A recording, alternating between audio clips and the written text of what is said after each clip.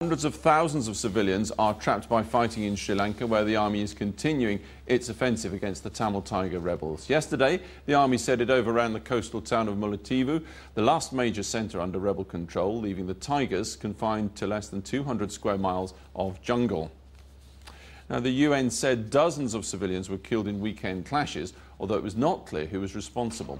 The Tamil Tigers, who've been fighting for a separate Tamil state for 25 years, said they would fight on despite the loss of major command centres they'd held since 1996.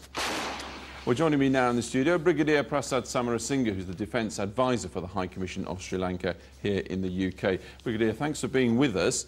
Is this the beginning of the end for the LTTE, for the Tigers? Yes, of course, because they have been fighting a war, terrorism actually. They have been fighting against the Sri Lankan army, as well as they were killing so many civilians in Sri Lanka. And for the last 30 years, so many leaders were killed, so many Tamil leaders were killed, politicians were killed, and they were recruiting children, underage children. So this is the end. This is going to be the end of the military of LTT, because they were having their banks, the courts, and they were having a separate, almost like a separate de facto state. Well, they were. I've seen that myself in Jaffna some years ago. But surely this is not the end of the war. The Tigers, the LTT, will simply convert to guerrilla tactics, to bombings, hit-and-run tactics, and so forth. But it's like this. You see now, they are going back to the 1980s then. For the last 30 years, what have they gained then?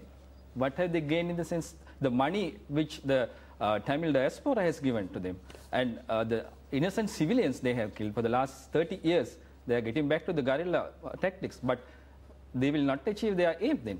And at the same time, now there's 200,000 civilians, they say about 200,000, it's about 150,000 according to our statistics. They are keeping them for the last so many months now by force, and their artillery, and they were keeping them as a human shield to attack the security forces.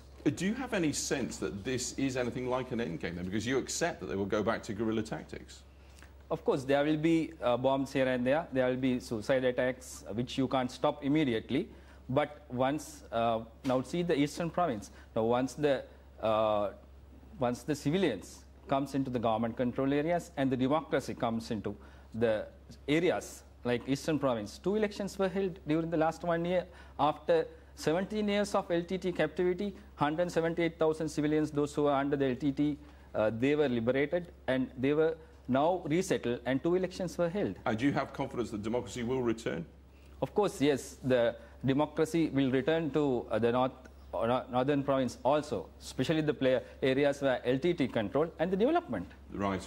Well, clearly a long way to run on this, and a change of tactics, perhaps, as we all agree. Brigadier, thanks very much indeed.